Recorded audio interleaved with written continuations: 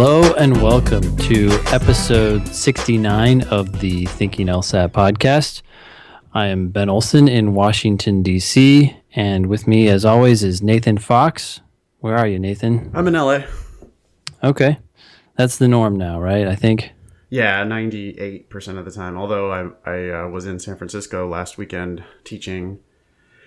And then I spent my Labor Day weekend on a trip down the coast, which was beautiful. California is gigantic and really pretty. So it was fun. Yeah. So where'd you stop? You just went down the coast and... One night in Monterey, one night in San Luis Obispo. Stopped and had lunch yesterday in Santa Barbara. And then, yeah, made it back yesterday. Cool. Yeah. Is the weather nice there? It's spectacular. Yeah, everywhere. Yeah. Cool. Well, it's really hot here, so it's like 90 and humid. Wow. But that's DC. We're on top of a swamp, which is nice. Yeah. Well, anyways, so today we have a lot of good stuff. There's a book I've been reading. It's called Make It Stick by Peter Brown and a couple other authors. It's actually, the subtitle is more interesting. Let me see here what it is exactly. I have it on my phone. It's The Science of Successful Learning. And it's basically about all the research that's been done in the last 20 years on what learning techniques are the most effective and how a lot of the most popular learning techniques are not effective and give the sense of learning, even though they're not actually learning, which is why they're popular. So I have a few things to say about that. Cool. And we have a bunch of letters, which is going to be fun to go through. One of those letters talks about a reading comp tip from one of our listeners. We want to debate that and talk about its effectiveness or non-effectiveness. And yeah, I think that's mainly it for today, right? Just a bunch of letters. Did you have anything that you wanted to add to that agenda? Well, we do need to talk about the new LSAT book.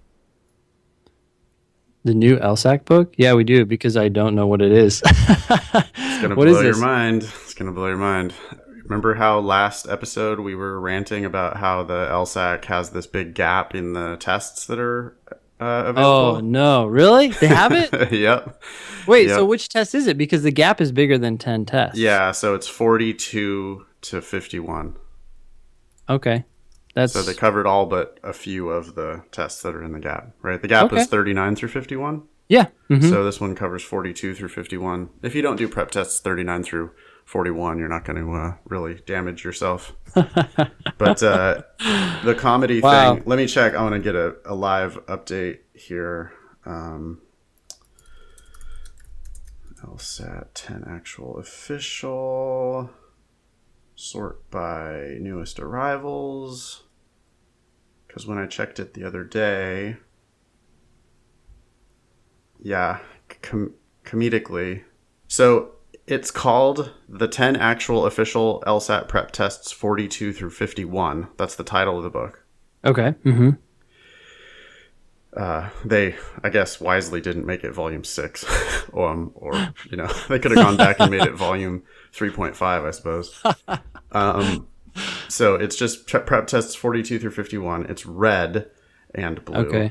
Are you on Amazon right now? Where are you? Yeah. I'm just looking at Amazon. Okay. It is now, when I looked at it the other day, it was out of stock. But it is now in stock, but it's priced at $30. Whoa.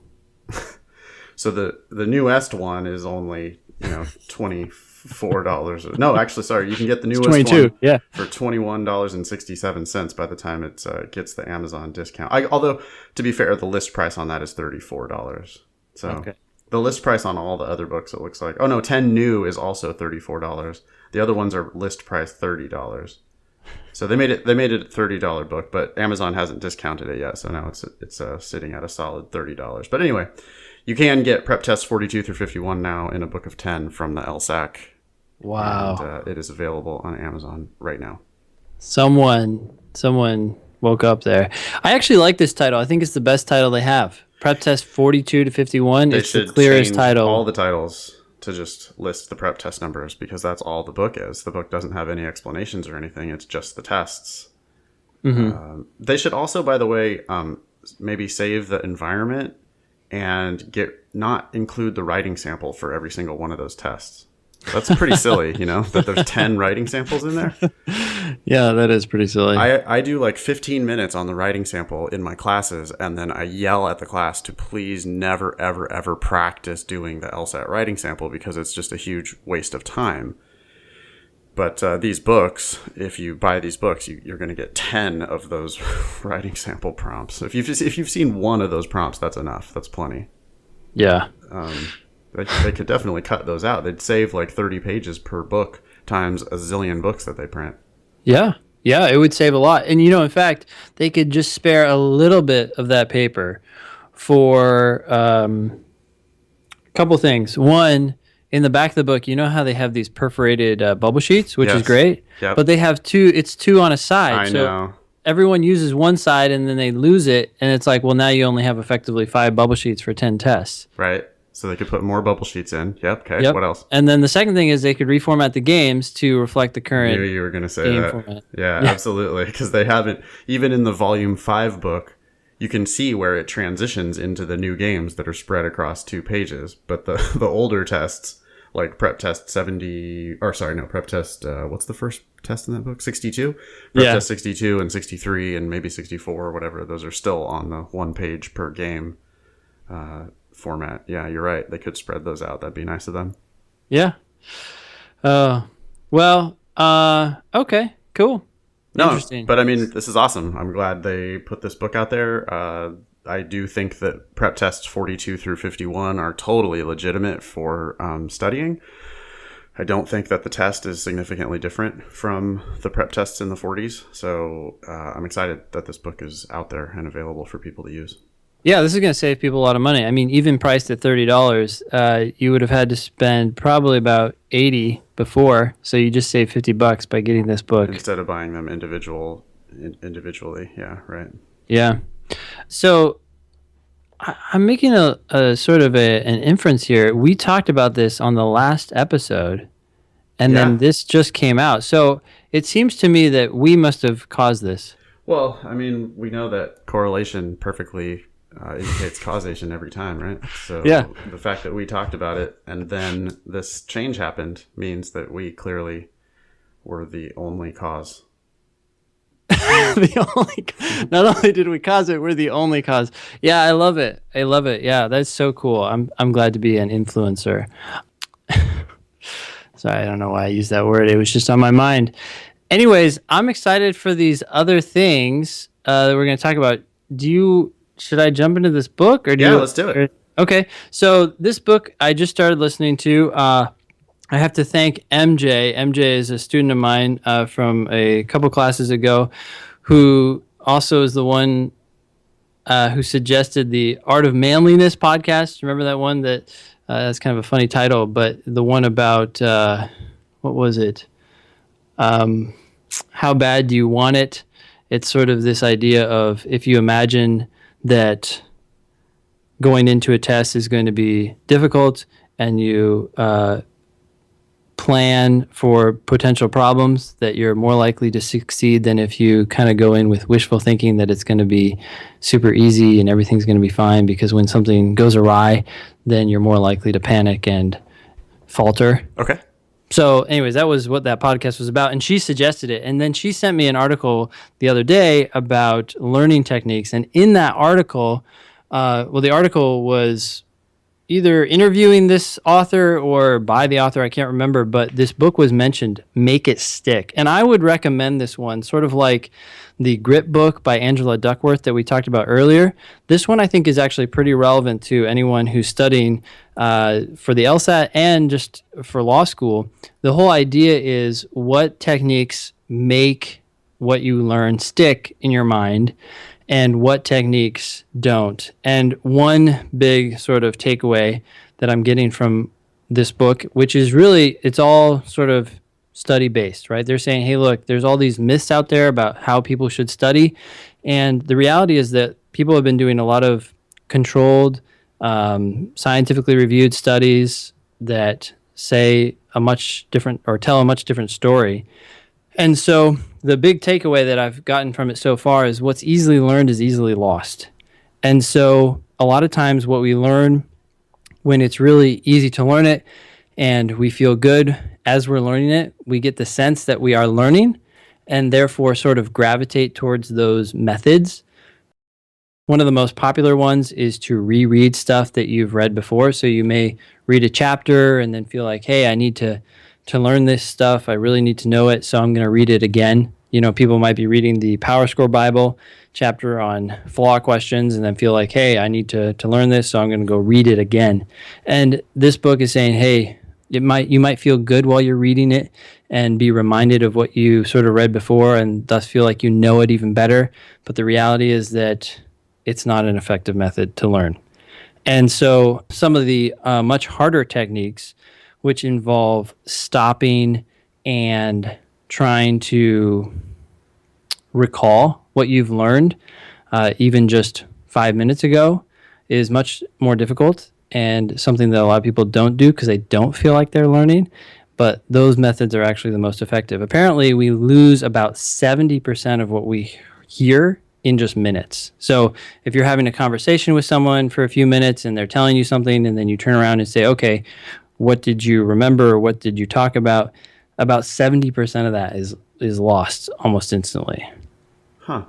So by analogy, or let me see if I can think of how this would apply. We talk a lot about how when you review your mistakes, you should review without knowing what the credited answer is. Yes. Mm-hmm. Would you say that maybe what's happening there is when you review with the credited answer in hand, that it's almost too easy at that point? Yes. So it's just like, oh yeah, here's the answer. You look at the answer. Oh yeah, of course, sure, that's the answer. And maybe you actually do kind of understand it in that moment, but then you might not learn anything from it because you didn't have to try hard in order to get that. Does that make sense? Yeah, exactly. So you didn't have to try hard to get it. So there's really two problems I think going on there. One is that you're less likely to recall whatever you did learn, and two, I think it's actually really questionable that you learned that much. You know, I think we've talked about this a lot when people say, "Oh, yeah, I see D is better," and then you just say, "Okay, cool. Tell me why." Why? Yeah, why is it better? And it's like, well, and it's just sort of vague talk. Right. And I don't want anyone to feel bad, but it's just a test for yourself to see really how much did you learn from that, and how much are you just sort of deceiving yourself. Yeah. And one, they brought up the Rumsfeld quote. You remember the known knowns, the known unknowns, and then the unknown unknowns. Uh-huh. And they said that when people learn in a way that sort of makes sense, like they're listening to this podcast or they're reading a book, and the more clearly it's written, ironically, the easier it is for them to understand maybe a sort of complicated subject matter. And because it's so easy to understand, they sort of walk away from that experience thinking, hey, I just learned a lot, and it's really not true. And so it's an unknown. They don't even know that they don't know. Right? So this feeling of learning, but not actual learning taking place. When it comes to the LSAT, the book starts out with a story about a pilot who ran into a problem. And the story was somewhat interesting, but it actually made me think of the more dramatic story. Do you remember this Captain Sully? Yeah, Tom Hanks. Yep, and now the movie's coming out, and they took a quick recall for anyone who hasn't heard about that story. But basically, the plane took off from LaGuardia, I think, and hit some birds within like the first minute or something like that. And that flock of birds killed both engines, and they didn't have time to get back to the airport or to another nearby airport. So they ended up landing in the Hudson in the middle of winter. And everyone on board survived. Not too long after they landed, of course, the plane, I think, went under. But the point of that story and the point of sharing this story in the book was to show that when this was happening, and apparently this all happened in 204 seconds or something. I think that's what I remember from the trailer. But Sully was going through a checklist of things. Like, okay, so are the engines out? Yes, they're out. Okay, what are our options? Can we Can we go back to the airport? No, we can't go back to the airport. We're losing altitude this quick, too quickly. Can we go to this other airport? No, we can't. Can we land here or there or whatever? No, I think we're gonna have to land in the Hudson. Okay, if we land in the Hudson, what are we gonna have to do first? What are we gonna have to do second? Who's gonna have to come there? And he was able to go through this checklist of, tons of things. I don't know, 20 things or whatever, very quickly, correctly, and make what seemed to be the right decision. At least it had a great outcome. And he wouldn't have been able to do this if this wasn't knowledge that he was completely fluent in. And so the book was sharing this story to say that, hey, a lot of people have some sort of familiarity with ideas, but they don't like they've heard of them before, but they don't know them enough to access them in the moment under pressure when they need it. And I think this is so true when it comes to the LSAT, because so many people learn about the logical reasoning question types or whatever, and then as soon as they go take a practice test, they're like, I didn't even think about any of that. I just read the passage, read the question, and answered them. And they're not applying what they know because it's not something that they're fluent in. It's not immediately accessible because they don't know it as well as they should. Is that why people who do practice tests improve faster? Because they are forced to sort of be tested by it, Like it's harder because they don't get it, but they're figuring it out by doing practice tests and review. I think so. I mean, some of the thoughts I had is that, and they talk about this in the book, they talk about it in terms of quizzing. Obviously, they don't mention anything about the LSAT, but they say that quizzes and testing, and they do mention low stakes quizzes, which makes me think that there is value in doing sort of testing that's not necessarily always, full blown, which would be like 35-minute sections, but even shorter than that. But in any case, that when you do testing or quizzes, it reveals to you your unknown unknowns, right? You had no idea that you didn't know this, and now, well, you just got it wrong, or you took too long.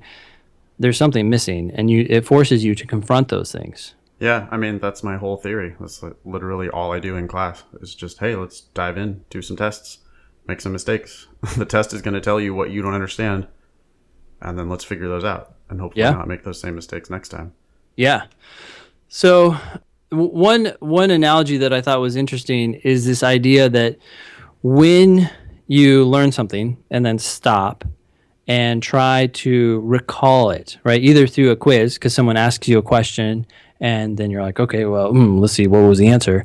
Or you just quiz yourself, basically. Like, you could pause this podcast right now and say, okay, what have we just been talking about? What are some of the takeaways that I could take from this? And that recall effort is difficult, but as you do it, it strengthens the pathway from, I guess, your conscious mind or whatever. I'm not the neuroscientist here, but the analogy is it strengthens the pathway from your conscious mind to wherever that information is stored. And so the more frequently you recall a particular idea, the stronger that pathway is. So, for example, your name, if anyone asks me, what's your name? I probably have like a 6-lane highway that goes from my conscious mind back to your name, wherever that is stored in my mind. Whereas if someone asked me, who's so-and-so's name from someone I met at a party randomly 2 months ago, I'd be like, I don't remember, because there's just not that pathway back there. And if someone said it, I might be like, oh yeah. Like that pathway is a dirt road and it's getting, it's hard to see. But the more that you try to recall things, and do it over like a periodic set of time, like you do it once a day or once every other day, that frequency is what creates the pathways. Like if you do it a bunch in one day, that's great. But if you don't look at it again for a while, that road is going to get old and dusty, Right. So back to, one 35-minute section every single day over a long period of time to really like dig that trail in your brain. Yeah, exactly. And to go further, like when you take these sections and you get things wrong and you try to figure out why they're wrong and so forth, write down concrete things that you learned. And then the next time you study, try to recall them from memory without looking at your notes at all. Just say, okay, I remember I wrote down 5 bullet points. Let's see. 1 was this, 2 was this. Oh, shoot, I don't remember the other 3. Mm-hmm. Then look at them and say, oh, okay, wow. I mean, I just learned this yesterday and I've already forgotten them. And then try to remind yourself what you learned and so forth. And then the next day, do the same thing until you can check off all those 5 things. And then you know them. It's so much more effective than just spinning your wheels and doing this over and over again, right? I think we can take the 35-minute section model even further with a little more, what I think is difficult. I mean, it's very hard to sit there and try to recall things. So, but he's saying that's precisely when people feel like they're not learning is when they probably are. Yeah, that makes sense. I've been using sort of the Socratic method more from time to time in class. Mm-hmm. You know, we'll be doing logical reasoning and someone will say, hey, let's review number 11. And then I'll immediately say, okay, wait, who was this that asked for number 11? Oh, Sarah. Okay. Sarah, what type of question is this? Mm-hmm. You know, mm-hmm. and then a lot of times they'll freeze at that point. And then it's like, well, one, that's your problem. If you don't understand what type of question this is, I don't know how you're supposed to be able to answer it. Mm-hmm. But then if they do say, you know, oh, well, it's a necessary assumption question, then I go, oh, okay, very good. So, Sarah, what are we going to do then? What's our plan on a necessary assumption question? Yeah. And then sometimes they'll be, you know, crickets, or they'll say something that's not quite right. But it's in that moment where they're stuck, where they're struggling.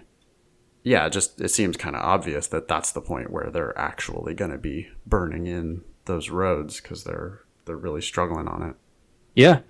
And I mean, so that's extremely valuable and something that anyone can do to themselves, right? If they force themselves to sit there and try to think, okay, what is this?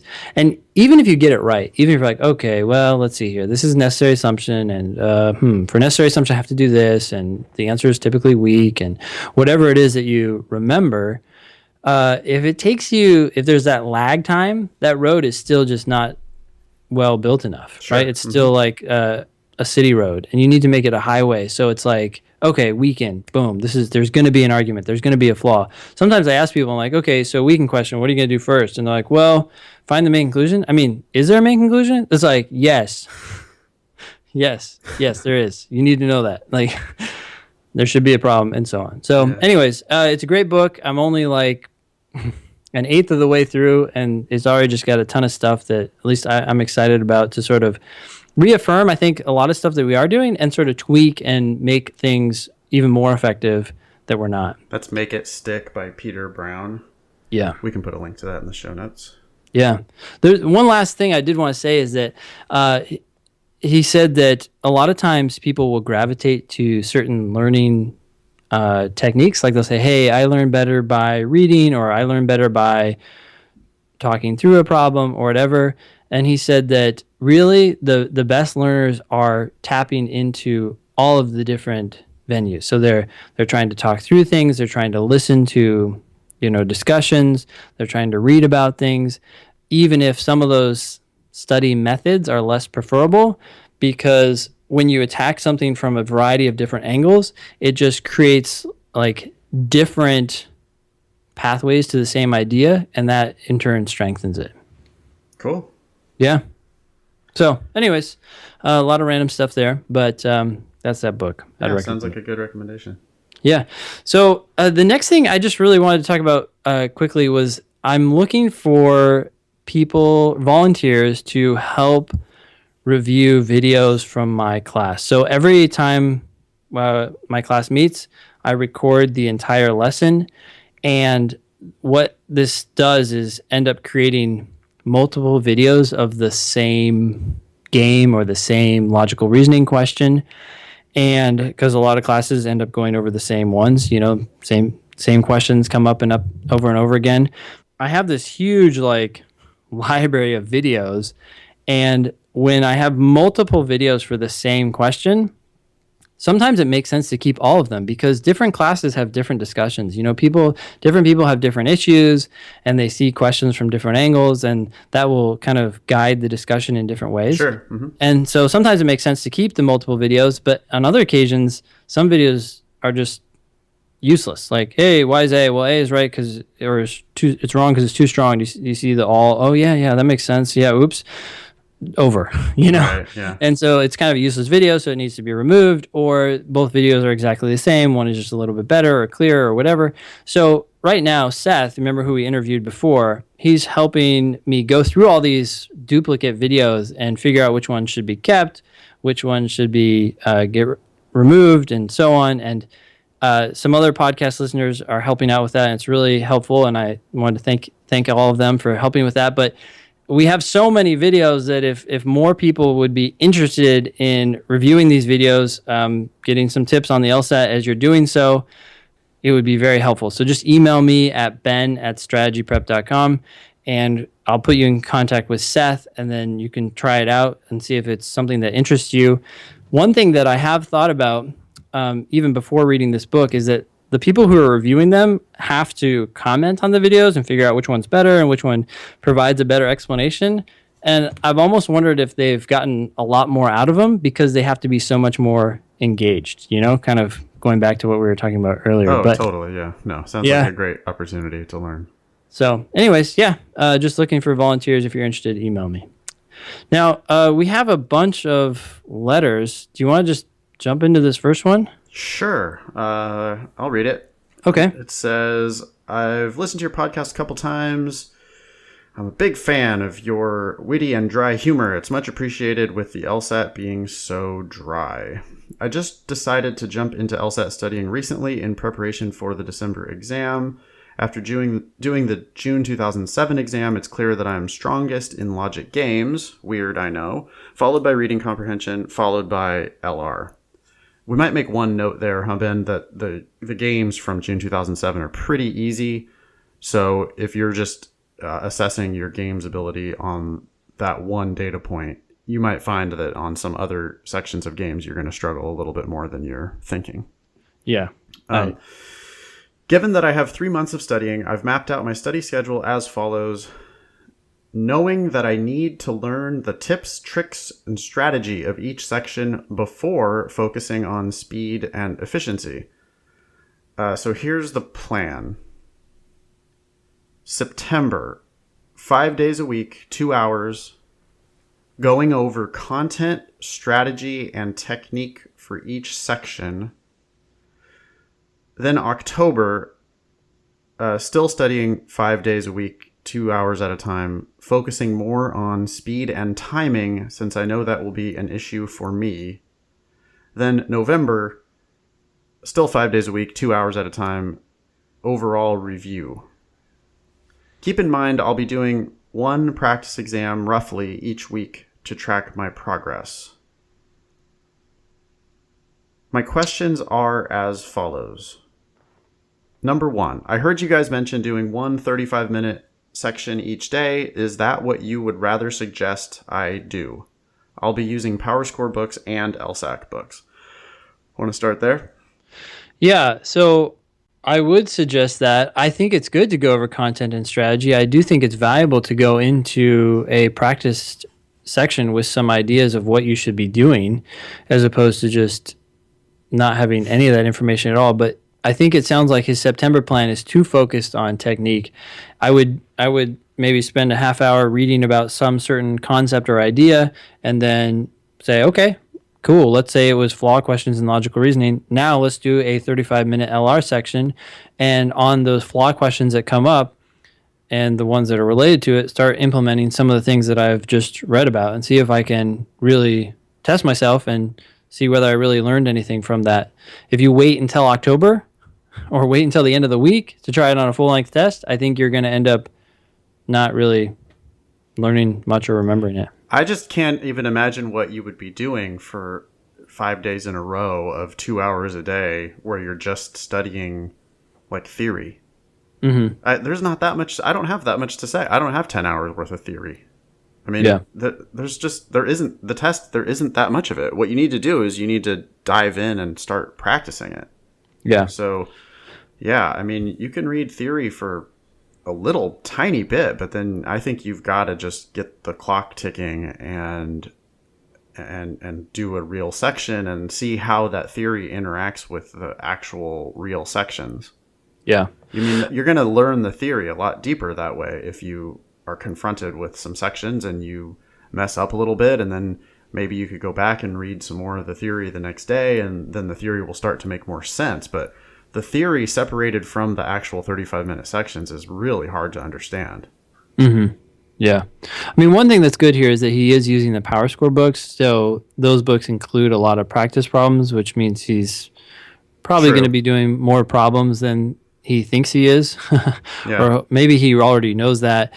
Even then, like okay, so you read, you do the practice problems, and then you're like, okay, now let me try to implement this in a 35-minute section and see what it's like, focusing on accuracy despite the time pressure. But you have to feel that time pressure. Otherwise, you're not going to get used to ignoring it. Right. That's exactly, yes. That's exactly the point. Like, I don't think in October, the way he's got his plan is he's going to switch into like speed and timing mode in October. And that's exactly the wrong way to think about it. I don't want you focusing on speed. I don't want you focusing on timing. I want you to be immune to the effects of the ticking clock because you're always timing yourself every time you sit down to practice. And while the 35 minutes is going, I don't want you looking at your watch. I don't want you thinking about the time. I want you to be solving the questions calmly and just as efficiently as you can. But that is absolutely zero related to like putting your foot on the gas pedal and monitoring, your speed. Yeah, the only thing that I would say when it comes to speed is if you sit down and you get 19 out of 20 questions, or let's say even 11 out of 12 questions correct in 35 minutes. Well, okay. So you're doing very well on those 12 questions. You got an 11 out of 12 or 12 out of 12. That's a sign that, yeah, you should focus on speed a little bit, in the sense that now you're going to try to do a little bit more in that same time frame because you're apparently doing them very well. But that's it. Like you're shooting for 13 or 14 questions, but you're not saying, okay, now I'm going to just gear up and go for the whole section, or I don't even know what else you could focus on when it comes to timing. You're still predominantly focusing on accuracy. You might just be doing one or two more questions in the section, and that's it. Yeah, and I really think that should be a natural outgrowth of just mastery over the content. I mean, this theoretical student who only does 12 questions and gets all 12 of them right in 35 minutes, I don't know that student. To me, that just is very, very rare. It is rare, but I do encounter some students who seem to be doing very well, and it's almost like, well, maybe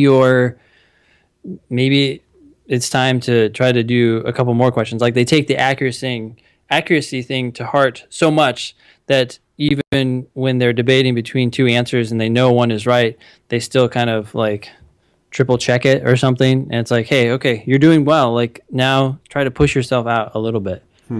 But I agree. As you start to become more accurate, your speed naturally goes up because you understand stuff. And if you understand it, you see it. Yeah, you start to see how the test is really easy, and then you're just picking the right answer and moving on in a reasonable amount of time because you know that that's the answer. Yep. That's how it feels when you're doing it right. And when you do it that way, the speed it's not nearly as much of a problem anymore. You naturally start doing one or two more questions because you're getting them all right. And you get to that new level of, oh, now I'm reaching 13 questions, and then maybe the next time, maybe you'll reach 14 or 15 questions. But it just isn't related to looking at the clock and thinking about, oh, I better hurry up here. I better go a little bit faster. I mean, in my experience, as soon as people start doing that, that's when they crash and burn. Cool. So, yeah, we are both recommending that you immediately start doing 35-minute sections as part of your regular practice and that you don't study so much theory. Question number 2, you had also mentioned that it is crucial to get the first 5, 10, 15 right for each section and fill in random answers on the last couple questions. Do you suggest that for all students? Yeah. Yeah, I mean, until you're scoring 170. Mm-hmm. Yeah, show me your practice test where you scored 170, and then I'll say, oh, okay, you should probably be finishing the sections. Although you can totally miss 10 and still get a 170, so it's also possible that you don't finish the sections and score 170. Yeah. But if you're scoring 160, you have no business doing every question on the section. Yeah. I mean, the reason why you're scoring 160 instead of scoring 165 is because you're doing too many questions with not enough accuracy. Yeah. One thing, by the way, that I've been telling people recently, and one thing I've been looking for is after they take a 35-minute section, let's say that they got 3 wrong, so they got 17 out of 20. They got more wrong, but they got, of the 20 that they did, they got 17 correct. Mm-hmm. What I will do is I ask them to put their results into my score tracker. I then go in there and it tells me the difficulty level for each of those questions. And I will look at the 3 that they got wrong. And if the 3 that they got wrong are difficulties 1 and 2, or sometimes even 3, I'll be like, hey, wait a sec. The 3 that you got wrong are easier questions. That strongly suggests that you, even though you did pretty well, 17 out of 20 is not bad, you still were going too fast or something. Like, why did you get these wrong? But if I look at them and you have like question 7 is wrong and it's a difficulty 5 amongst, a bunch of difficulties 1s and 2s, like, well, yeah, maybe you got this wrong because you're going too fast, but it's not unreasonable to think that maybe you just got this wrong because this is a hard question. And a lot of other people got it wrong as well. So looking at the ones you get wrong can kind of make that case even more that, hey, I was going too fast, or okay, this kind of makes sense because these were difficulty 5s. Yeah, and when you go back and just the classic thing that happens is like people ask me to review number 17 and I start reading it and then they just go, oh yeah, I misread that. Mm-hmm. And well, if you're making a lot of those kinds of mistakes, regardless of what the difficulty of the question turns out to be, if you diagnose that mistake of, oh, I misread it, then obviously you're trying to do too much. You're going too fast. You have to slow down and focus on getting the ones that you attempt right. Yeah.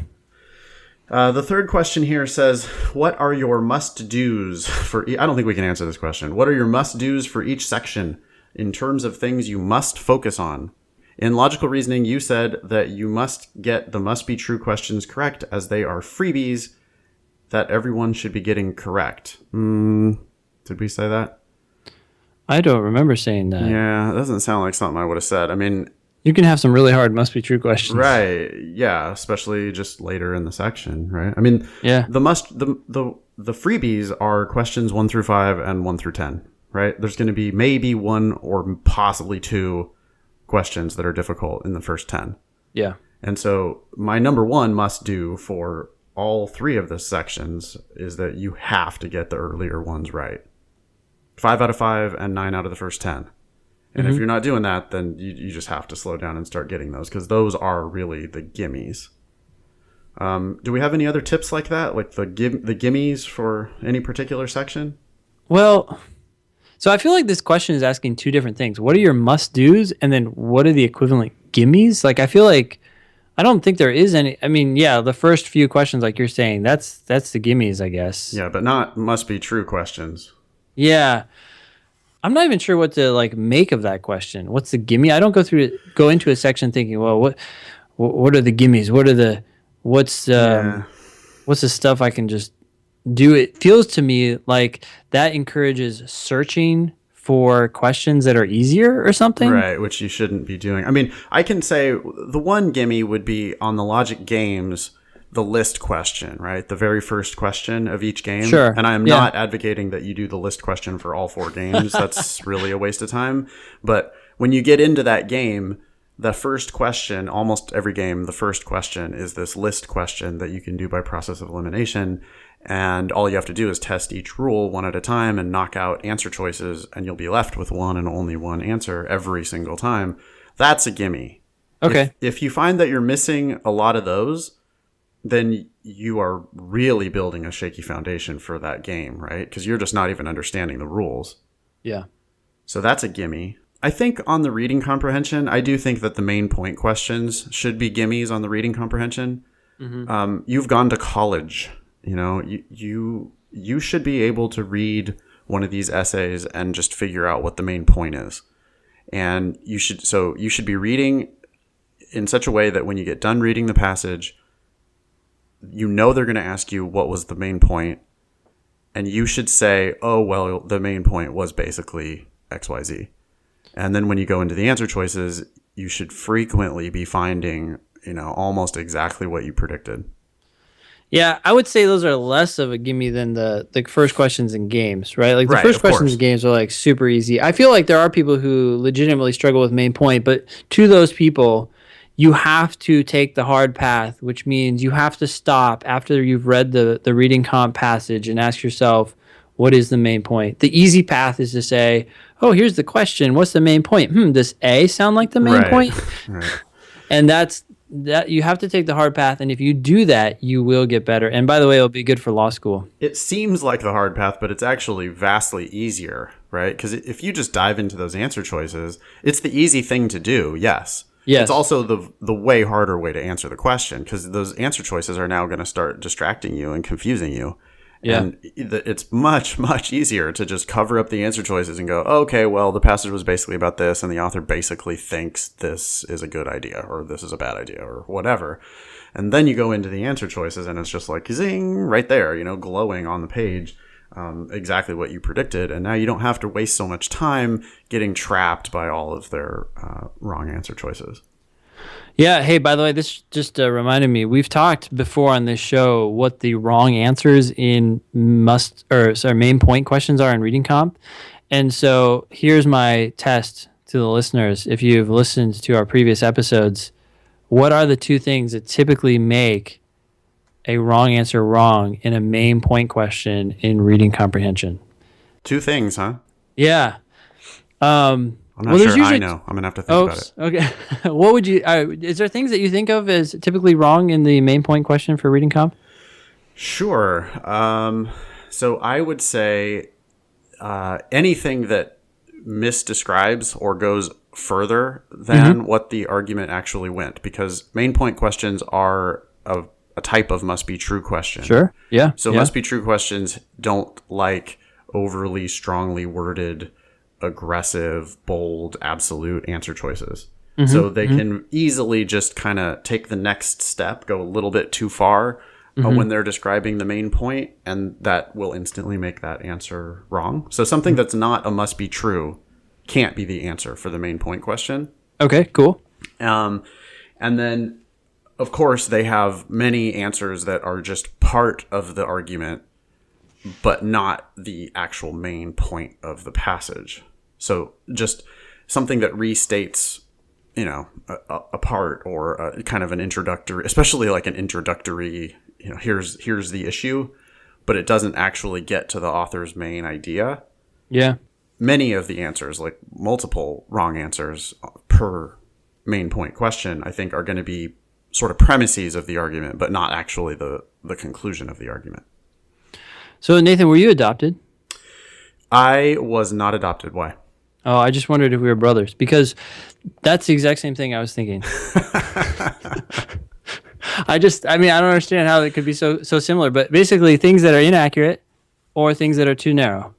Oh, okay. Yeah, perfect. Things you said it a lot more elegantly than I did, but those are definitely the two things that I would be worried about. I think the second part of that is the dangerous part when you read the answer choices.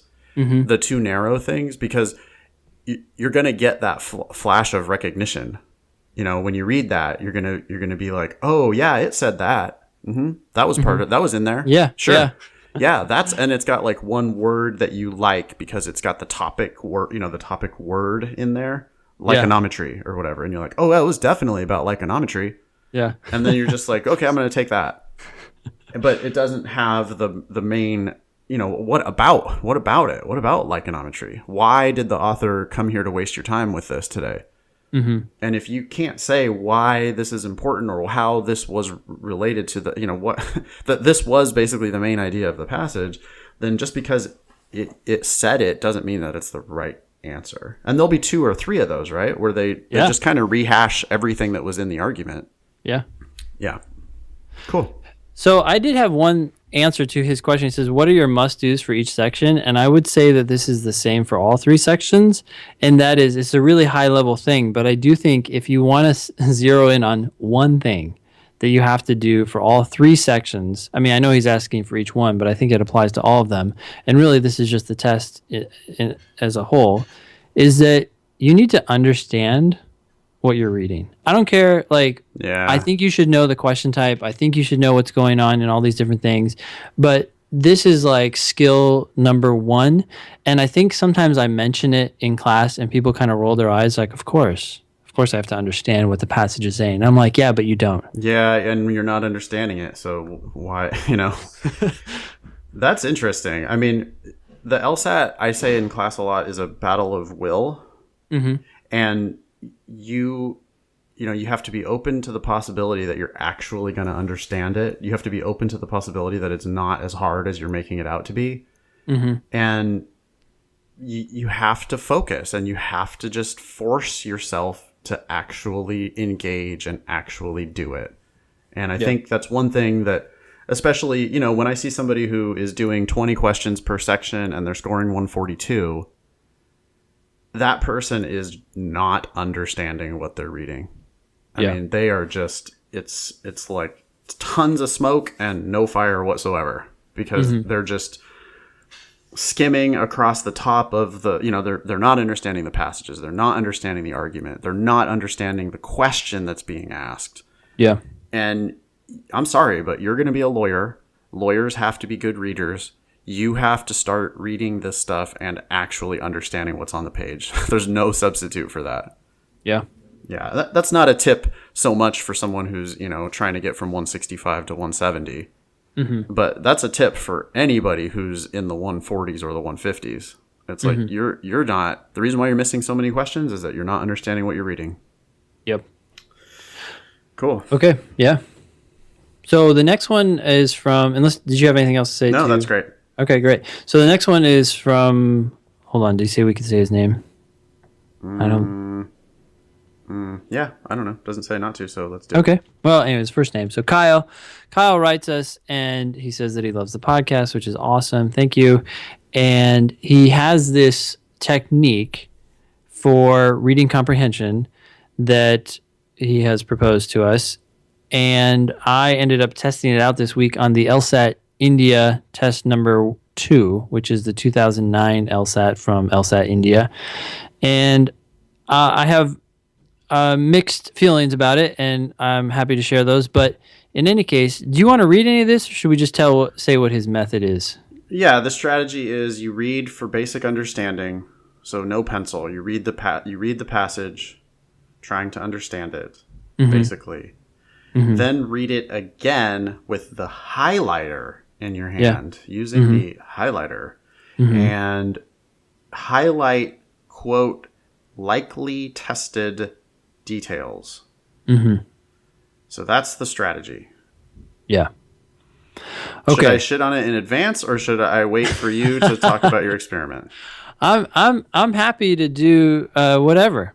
I will still share my experience with the test LSAT India, which was fun. By the way, those tests I don't see any difference between them and U.S. tests, except for the unfortunate fact that they seem easier. Are they?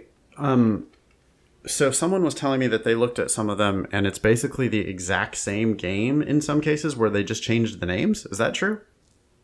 Well, I don't think that's true, actually, because I did the games. Well, I did the 2009 one, and the games are different. It's the same types, though. It's not. Of course, same types. Yeah. Unusual. Okay. And are these actually formally free? They're just freely available, and we can do whatever we want with them? I don't know. Okay. Because it says on the cover that they're free, but they were pulled down from, that other website. So I didn't know that. Okay. I don't know why they pulled them down. Maybe LSAC asked them to. So I don't know. But yeah, do you want to go ahead, or do you want me to? I do not recommend that students bring a highlighter on the day of the test. I think it's one more thing to think you have to have and you don't necessarily need. I'm very skeptical about reading the passage twice. I wouldn't read it twice. I would read it once carefully and really understand it. I'm not sure that it's so easy to go back through and highlight the details that are going to be likely tested. And even if it were that easy, I would think, okay, well then let's just go back to them when they ask us the question. But, I am open to data. So how did it go with your experiment? Okay, so first of all, I got all the questions right, but I felt like this was it felt like an easier reading comprehension passage. Maybe this is because of Kyle's technique. Who knows? I don't know what to say because I got to do it on more sections. But in any case, this is what happened. I took his technique at its word. So I read the first passage and I was reading it very quickly because the idea is just, hey, read through it, get a basic idea of what's going on. Don't have your pencil out, nothing. And then read it again and highlight things that you think are relevant. So I did this, and as I got to the second paragraph, I realized, oops, I was really kind of reading this fast, and I didn't understand the second paragraph. So I slowed down a little bit, and that's probably me just implementing it incorrectly. And I reread the second paragraph, and then I was like, okay, now I get what's going on, so I can go on to the remaining paragraphs. And then when I was done, I took out my highlighter, which happened to be pink because that's all that I had in the house, and I reread it, and this time I highlighted things. Now, what I thought was very interesting was that, I don't know if it was actually the first passage or the second passage or the third passage, but one of these passages was about something that I really did not know anything about. It might have been a medical thing or something like that, but as I was going through and highlighting, my first observation was I actually kind of like the highlighter because I occasionally underline stuff. I occasionally circle things. I know that you don't do that at all, but I liked it because you could kind of just write over something. You could even write a letter over the text, and you can see everything underneath it. I'd never made that realization before because I've never really used a highlighter even in college.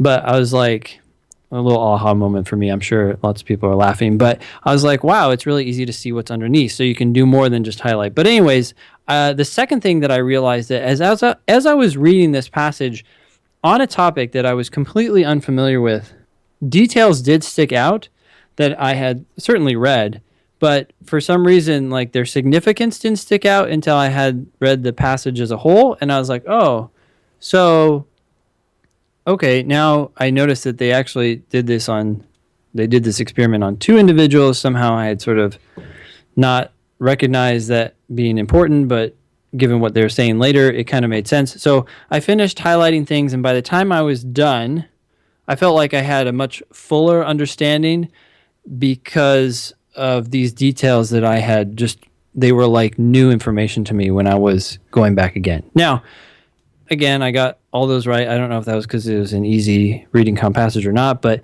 when I went to another passage was something that I was somewhat familiar with, or it wasn't like that new, didn't have a bunch of new words or new ideas or new concepts or whatever.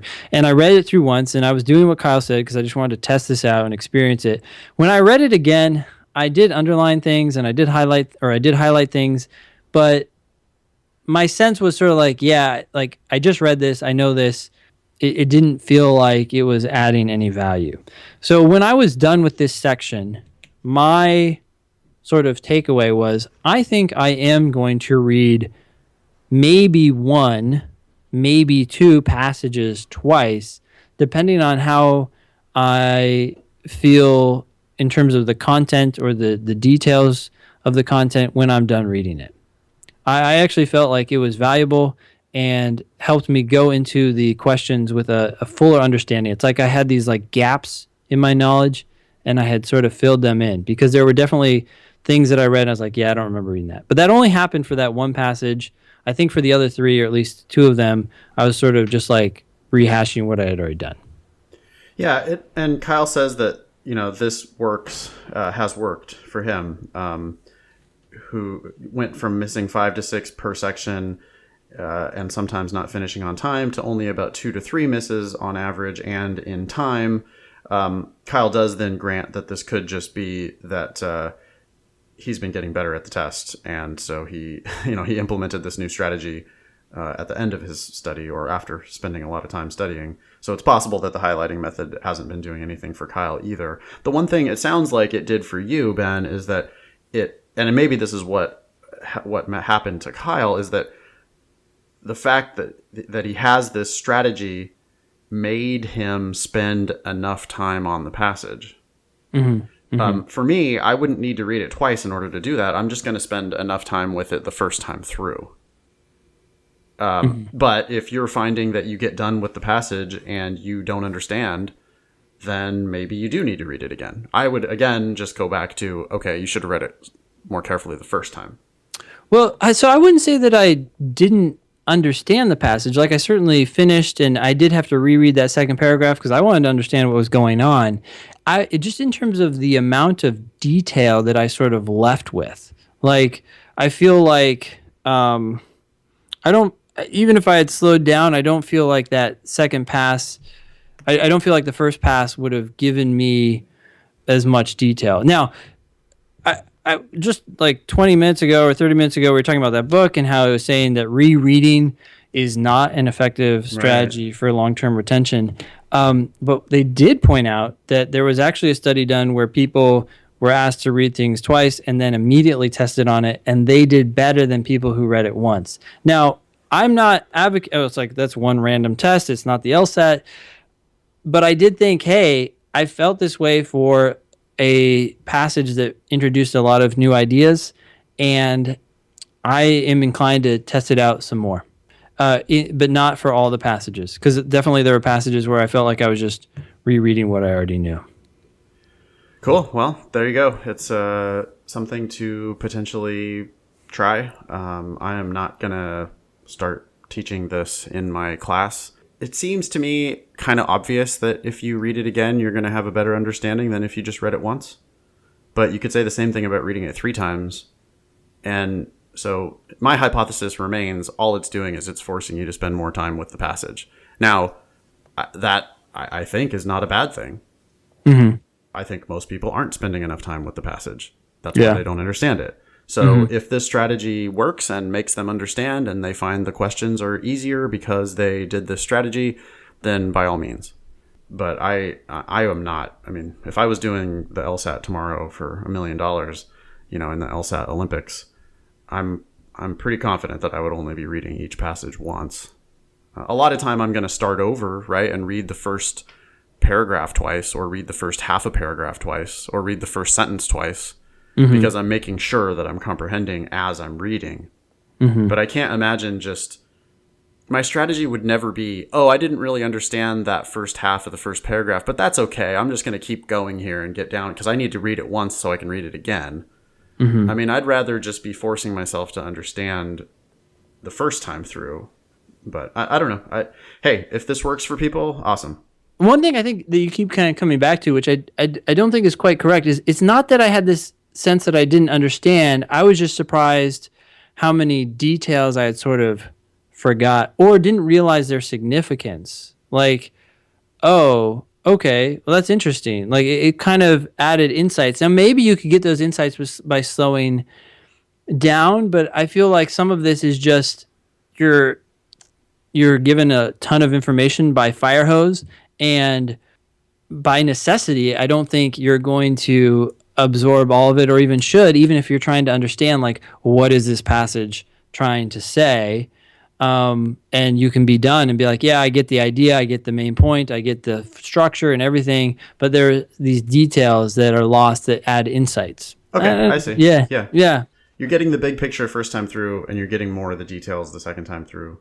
Yeah, it's sort of like layering, right? Like, it's sort of, when you have a discussion again about necessary assumption, it's like, yeah, I get it, but now, okay, there was a little detail that I missed before, and now you fill that in and it makes even more sense. And I don't know how easy it is to get that in an unfamiliar subject matter, even if you're slowing down. Like, I think it does for help immensely. I don't disagree with you, but I'm willing to keep trying it out. And I'm willing to experiment. You're a man of science, Ben. Yes. So there we go. Move on to this next email? Yeah. That'd be great. Okay, it's from Shiva. Says, hi, Ben and Nathan, huge fan of the podcast. You guys really know your shit, and it's been immensely helpful. Yeah, cool. Thanks for listening. Long story short, I missed the deadline for the September LSAT sitting. I think I was so obsessively studying for the test that I developed some highly unfortunate tunnel vision, and I didn't register in time. I guess the upside is I've gone from about 160 to a 172 to 175, depending on the practice exam.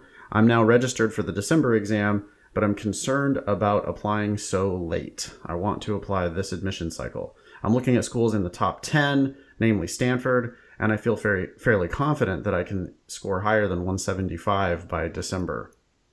Does turning in my application in January pretty much preclude me from being considered for such schools? I.e., are spots full up by then, or is it worth a shot? I've got a pretty legit GPA from Berkeley and stellar recs. No problem whatsoever. Yeah, no problem. The quick and dirty is if you apply before Thanksgiving, that's considered an early registration. If you apply in January with your December LSAT score, that would be right in the middle of the cycle, no problem.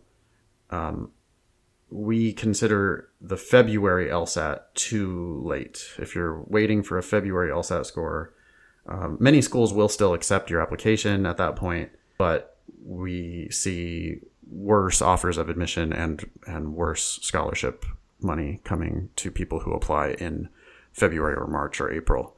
So no, the December test, there's no stigma. They are absolutely happily accepting applications in January, and they've got still seats available and scholarship money available. So yeah, I mean, get your 175 and go for it. Yeah. And I mean, to be clear, you don't want December to be your fallback if you can avoid it. So if you're listening to this podcast in the future, go for September, go for June, or go for February. I mean, just be early for the next cycle. Yeah. That's the problem, is people just giving themselves one bite at it. And so my worry with Shiva is that if she's so like set on going this cycle that now she's giving herself one chance, and if she only scores a 170, which is totally within the realm of possibility, if you can score a 175, then you can also score a 170. Just through no fault of your own, really, just circumstances. You get a tough logic game, who knows what, right? Yeah. But if she scores that 170, I would hate for her to just apply, not get in, and just decide, okay, screw it, I'm going to go to some lesser school. Yeah. Instead, I would definitely say, hey, you've been able to get 175s on your practice tests. Let's go ahead and take it in February and wait and reapply at the beginning of the next admission cycle. Or if you're really that urgent or anxious, a 175 in February will still open a lot of doors, even at Stanford, I think. Depends on our GPA. Possible. Yeah, be in touch with the admissions committee and tell them that you're taking the test again. With those kinds of crazy scores, good things can happen. Yeah. Hey, so did you know that I worked for a legal writing consultant before doing all this stuff? Sounds vaguely familiar. Okay. Well, since we've had 2 IEs in the last email, I just need to set the record straight here. First of all, here's the rule on IE and EG. You need to know what they mean, and you also need to not use them. Okay, sure. So here's the reason why is you need to know what they mean because lawyers use them all the time. You need to know what you're reading when you see it, but you also just need to avoid it because it's not the clearest type of writing. There are people who get confused by what you're saying, and it's slower than just saying straight up that is or for example. So EG is for example. An easy way to remember is because E is example. Yep. And then IE is that is, and so the I means like is, right? So you can think of IE as that is and EG as for example, but honestly just replace them with those phrases. That's English for you. And this is a big problem in law school too, by the way, and young attorneys is that they use a ton of Latin that they learn in law school. Judges actually don't want that. Almost every sort of pompous writing that you can think of is not emulated or used at all by the 9 justices on the Supreme Court. So if you think that this is the way to go, go in the other direction. The more plain and straightforward you can make your language, the better. And that includes Xing these IEs and these EGs. I agree. You want to make it as easy as possible for your reader to understand what you're saying. And so throwing in Latin and fancy words, trying to sound smart, it doesn't make you more readable. It's kind of an insult to your reader. So just, don't do it. I think Shiva does use this correctly in this case. But just because you know how to use it correctly doesn't mean you should actually use it. Yeah, you should know it for your own, understanding. But and one side note, the 9 justices today might not use that crazy kind of language, but in all the cases that they're going to have to read from the 1700s and 1800s and early 1900s, all of those justices used crazy, ridiculous, lofty language, outdated stuff. And that's probably why young lawyers try to emulate, they're trying to be like, what was his name? John Paul Williams? Is that his name? I don't know. I'm such a I just remember learned hand. I remember, I think it was Justice John Paul Williams. Does that sound right? And he would always say things like pellucid. John Paul? Isn't that like a pope or something? Well, they're kind of popes, aren't they? I mean, they don't wear the funny hats, but they do wear weird robes and stuff. Yeah, John Paul. I don't remember that. They also, trade in like dogma that is not real. So they're not popes. Great, dude. You've just alienated all our loyal Catholic listeners. Oh, really? Is that... I didn't know that was an insult against Catholics. I thought I was... I don't know. Dogma, things that are not true. I was meant that as a blanket insult to all religious people at once. Okay, good. So now we've covered everybody. Don't worry, we're not... Okay, good. Glad to know. All right, yeah. So anyways, sorry for that tangent, but it's just FYI. Okay. Next message. Mm-hmm. Oh, by the way, boy, did I hear a lot of people say they missed the deadline for the September LSAT this year. Really? So many people messed that up. That is tragic. The LSAT's only offered 4 times a year. It is really sad when you don't get to take that other, because I mean, Shiva could have had 2 cracks at it. Shiva also could have scored 175 in September and been done with the LSAT. And now instead she's going to have to be grinding it out toward December. And then now she only has 1 chance at it if she wants to apply early in normal regular registration in the cycle and not be late. So that's a bummer. I mean, go to the LSAC website, make sure you check and recheck those deadlines. Go ahead and register now. It's sometimes it's worth the investment, even if you end up having to pay the test date change fee. It can be worth it to just have the option to take it when you want to take it. Yeah, I have to sheepishly admit that I missed the deadline as well. And very foolishly, I put it off to the last day. And then I said, well, I have till midnight. Well, I was on the over in the West. And so midnight was really, 9 p.m. or whatever. It was completely stupidity. So. Wow. Okay, next message. Dear Ben and Nathan, I have 2 questions. 1, have the logic games gotten harder in more recent tests? And if so, blah, blah, blah. I'm going to just go ahead and say no, they haven't. Oh, I was going to say yes, they have. I guess It depends on what you mean by recent tests. I think that if you take a look at the tests in the Green Book, which is 52 to 61, I feel like more of those are on the easier side. There are definitely hard ones in there. Of course, there's the famous dinosaurs game. There's the van shuttle stops. Ugh, there's the high school debates. So there are some hard games. Alicia's courses, I'm thinking too, and then the other one with the other in-out game with courses. I don't remember. Okay, so that's a lot of hard games in the Green Book. It's a lot of hard games. I agree, but I think I've just picked all of them. So I feel like there are a lot more easier games in the Green Book than say in the Blue Book, which is 62 to 71. And I feel like in the 70s, the vast majority of games are the same, but I feel like we've gotten a few more of these games that come out of left field, like in Test 72, the 4th game, and in Test, I'm trying to think which one it is. It's like 77 or whatever. It's not I feel like the one in 72. Do you know what I'm talking about? The employees in the work pieces or something like Yeah, that. which is an easy game. I mean, it's a curveball, I but wouldn't say that's an easy game. I there's think one that big inference in that game. You make that one big inference, and the game's easy. yeah, I agree that makes it much easier, but I think that's the challenge is that the unfamiliarity adds to the difficulty, Oh, right? of course. But I mean, there's examples of that go way back. I mean, what about the switches and the circuit load of the panel? That's in the Green Mhm. Book, right? And That's actually in the or purple is that book. But yeah, yeah. So the 19, so 28 to no 29 to 38, that book, which is the one that comes before the new book that just came out, that one has, I think, on average, harder well, games. those ones were clearly harder. I mean, I think there's no question that the late '90s and early 2000s had much harder games than what we see today. Okay, yeah, I would agree with you that in the late 2000s, middle late 2000s, there are plenty of easy games. yeah. But I just think there are still plenty of easy games. I'm not afraid of today's logic games. I mean, they don't I don't think it's useful for people to think that they have gotten harder, for one thing.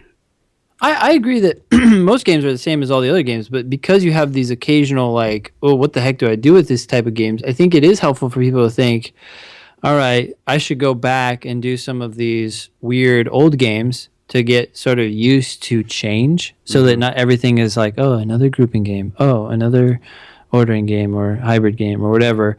They get used to something that's a little bizarre and figuring out how to solve it. Because I agree, if you can make that difference, if you can think through it, it becomes not so hard of a game. I think what's hard about it is not knowing what to do and panicking. Yeah, but that's been the story since the beginning of time on the LSAT, is that they don't announce that they're making changes to the logic games. They they come up with new game types and just kind of go, here you go. Hmm. And you have to be open to that. I mean, there are weird games. I mean, I almost don't even bother putting games into categories because there are so many games that are not really categorizable. Hmm. I think you have to do all of the most recent games. I think you need to do like every game for sure from Prep Test 60 and beyond in Hmm. order to be fully prepared. And if you do all of those sections, you will find that there are going to be curveballs sprinkled throughout.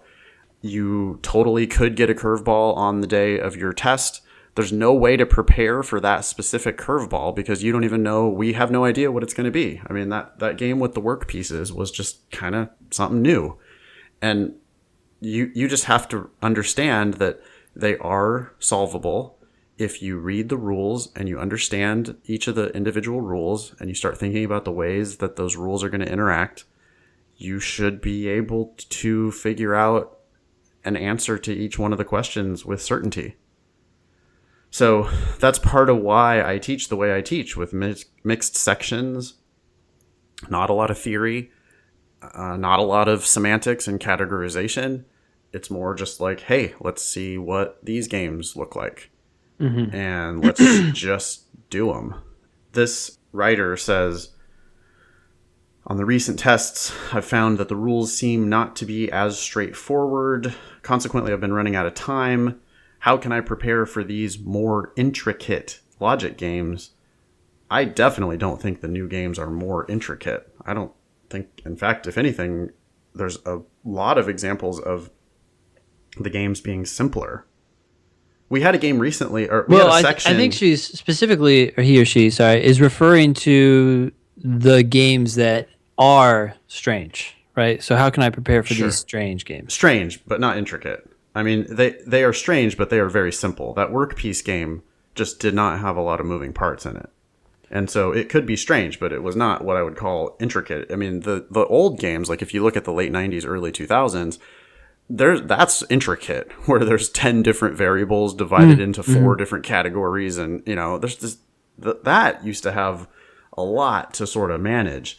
Some of these new weird games are just sort of one very simple little trick. And then there are also sections really recently, like in 2014 or 2015, I can think of a couple sections where like game 1, put 5 things into groups. Game 2, put 5 things in order. Game 3, put 5 things in groups. And just the low number of variables, it ends up, I think, making things much easier. So, yeah, well, I still feel like, I mean, the question is how do I prepare for these unknowns and dealing with these unknowns, because I've prepared for the knowns, right? Like the ordering and whatever. And I agree, they're there. And a lot of times these games will have like difficulty 1, difficulty 2, and then difficulty 5, because everybody's like, wait, what do I do with this? So I would say go back and it's $20. Get tests 29 to 38. They are all in one book. Do you remember the title for that one? that's the next 10. The next 10. The orange one, the orange and purplish one. Yeah, the orange and purple the one. next 10, yeah. So get that book, and I mean, I think there's value in doing all the sections in there, but if you don't have time and you're focusing on logic games, just go ahead and do the game sections there, because I think you're going to encounter games you've never seen before. The lovely new and used CDs game. Oh my god. All sorts of stuff is in there. Yeah, so. and those are games that really are tough. I mean, I would say those ones for sure are harder than the ones that we have today. You'll also just encounter lots of weird curveballs, and that'll happen in all of the books. Any one of those books, if you just buy the book, 10 tests for $22 or whatever it is, do all 10 of those logic games sections, you're going to see some curveballs. And I think that's the way you get used to hitting the curveball, is you just get lots of curveballs in your face. Yeah. And you can't prepare it for any one individual type of new twist, but you can get used to the idea that there are twists and that you can figure it out. It kind of goes back to what you were saying earlier, Ben, is that, the one must do is you have to understand. And so I think people give up because they see something that looks kind of funny, and I would know what to do if this was a square peg or a round peg, but I don't know what to do with this triangular shaped peg. And it's like, well, okay, but what you have to do is just read it, understand it, read it again if you need to, understand it, and then improvise some sort of a solution. I think the way you get good at the improvisation is you just do lots of sections. Yeah. Follow-up, or second question here is, do people go to non-top 14 schools and still manage to graduate, pass the bar, land a full-time associate position in big law, and repay their loans? Yes. Yes. Next question. Yes. Now, that said, this writer says every associate at my firm went to Harvard or Yale, which leads me to believe that what I think I know about law school and lawyering can't be completely objective. They say, go to the best school you can get into, go to the highest ranked law school you get into regardless of cost. That's what all these lawyers are telling her. Does this sound right to you? Do big law firms really care so much about the institution you went that they wouldn't give you time of day if you went to a less prestigious law school? I mean, I think I can say yes to that at certain firms. Yeah, I'm actually sympathetic to this argument if you're talking about the top 4. Like, I think there is immense value in saying I went to Harvard Law. Right. I think it just extends. Or Stanford. Or Stanford. Yale. Yeah. This just goes way beyond big law, way beyond that. This is going to impact your career for the rest of your life. You can go into politics, not that anyone would want to, but you could, whatever you decide to do, you want to become a CEO of some company, Harvard Law grad is going to get you there. I mean, obviously you'd have to bring a lot more to the table than just that, but it's not like it's going to hold you back in any way, and it could definitely help you in terms of credibility and so forth. But when you start getting lower schools than that, I think it becomes a lot more serious debate. Do you want to go to Georgetown Law School, which is like top 14, or I think it's like ranked 14 or 15 or something like that, versus George Washington, which is 22 or something like that, and then have them pay for it all, versus Georgetown, who's not going to pay you very much or only $10,000? Like, that is a much bigger decision, and I think the difference in schools is minimal enough that Yeah. the money becomes a lot more valuable. Yeah, people need to stop thinking about it in these binary terms of just top 14 versus, everything else, because that is a perfect example. The difference between Georgetown and George Washington, if it's going to cost you $150,000 less, I'm sure there is a firm that would only interview Georgetown and not George Washington. And if that's the firm that you have to work for, then maybe you have to go to Georgetown. Yeah. Right? If you have to be a Supreme Court justice, then you need to go to Harvard or Stanford or Yale. Mm-hmm. But if you I think big law is a very broad category. Yeah. And there absolutely are lawyers who went to all sorts of different law schools who ended up working at big law firms.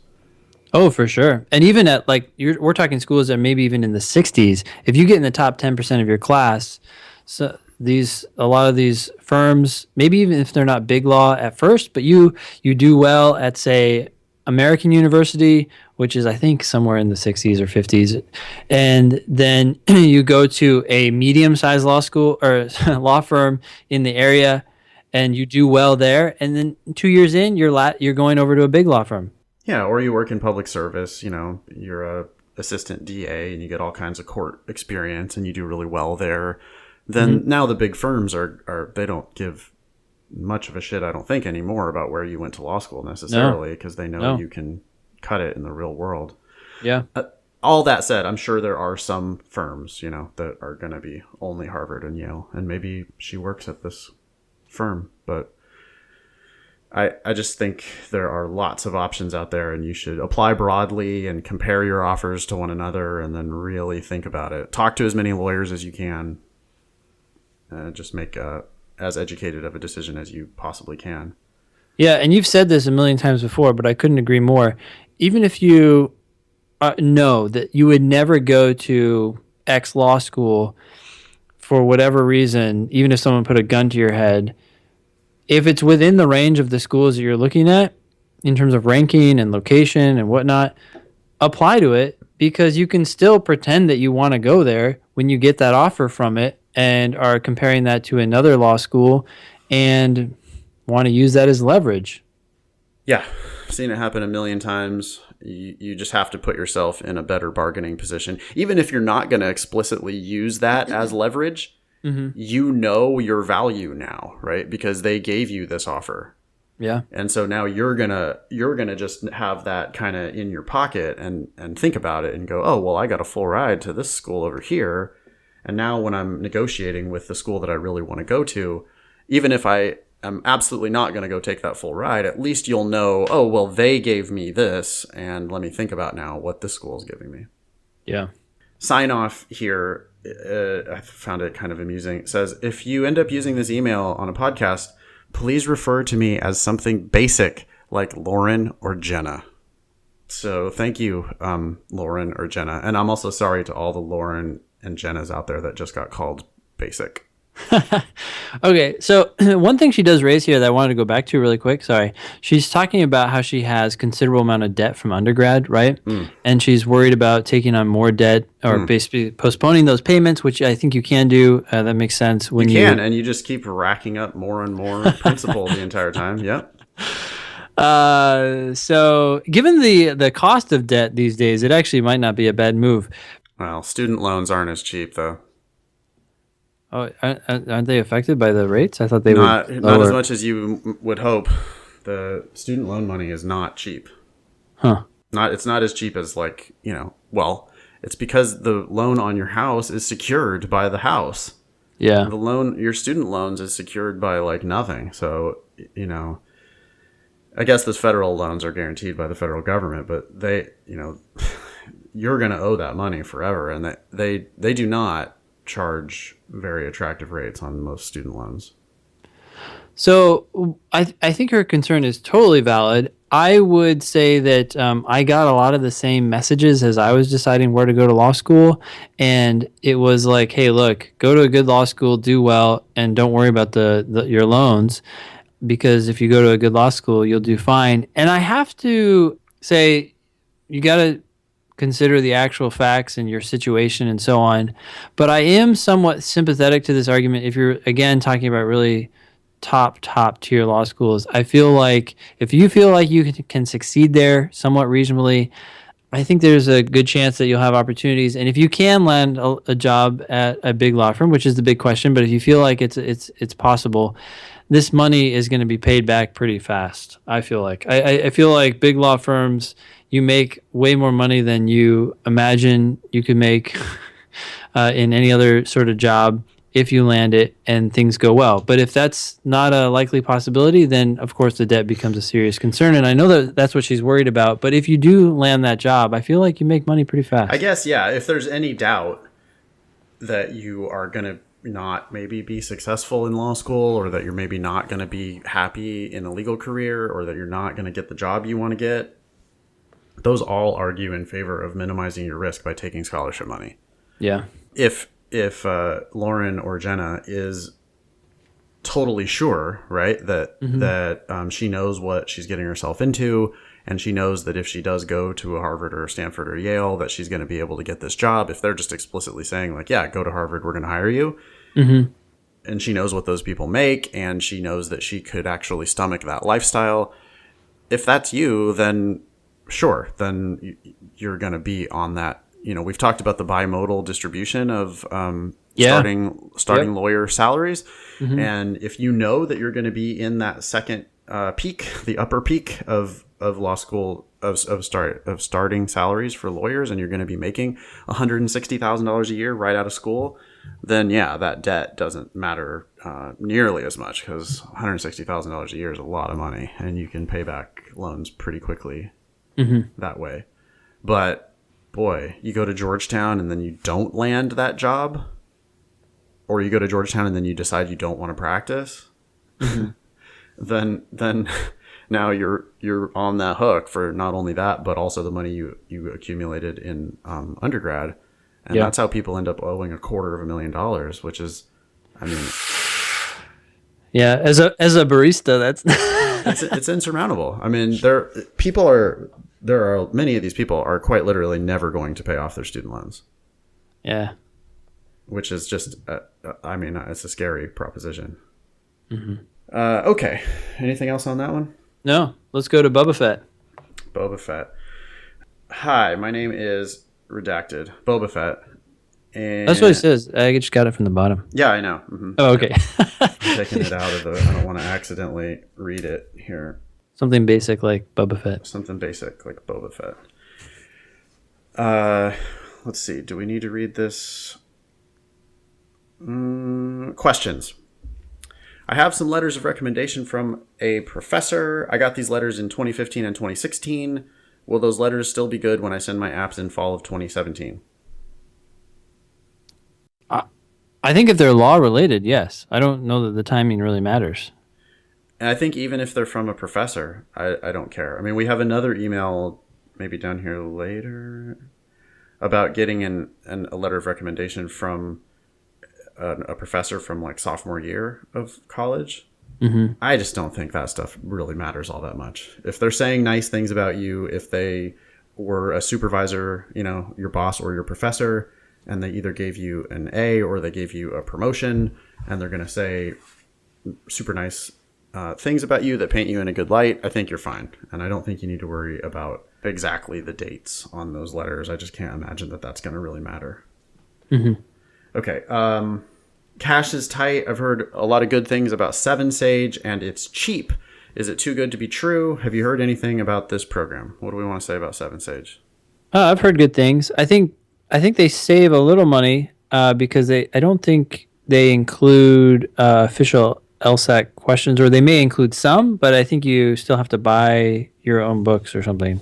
I mean, I think they're just trying to make it easier to, if you already have your own books, you're not like paying for them twice, basically. So it probably makes sense, but I think that might be why it's a little cheaper. I'm not 100% sure about that, though. Yeah, I've heard people say good things as far as just the quantity of explanations. You get sort of like an explanation to every LSAT question ever, I think. I've heard other people say that they didn't feel like they were learning that much from those explanations, though. That they were like technically correct, but they're not heavy on actual teaching. Oh, strategy or something. Yeah, or just you know, I think some of them, I watched a couple of the videos, and to me some of the videos were like well, here's how one really smart person would do it, but not like, hey, let's consider alternate approaches and let's talk about why we're doing it this way. Just kind of like, here's a demonstration without much explanation of what's actually going on and why we're doing this and which parts are important and which parts are patterns that repeat themselves and that kind of stuff. I think it's just sort of like very smart demonstrations in some cases. So I don't really know. I mean, I do know that they have, I kind of laughed about their foolproof method. Have you heard of the foolproof method? No. They have a foolproof method, Ben, for logic games. Oh, okay. Yeah. Yep. I better implement it quickly. Yep. It's do every game ever made until you can do each one in 5 minutes. That's the foolproof method. Yeah. I don't know. I actually thought their method was to do every game 10 times. Yeah, sure. Mm-hmm. So I do encourage people to repeat games until they can get them faster, but I do have them spread it out. So they might do a game once and then twice and then not come back to it for a long time and just like check in and see if they can get their time down a little bit faster. But even then, you still got to expose yourself to new games and more games and harder games. So yeah.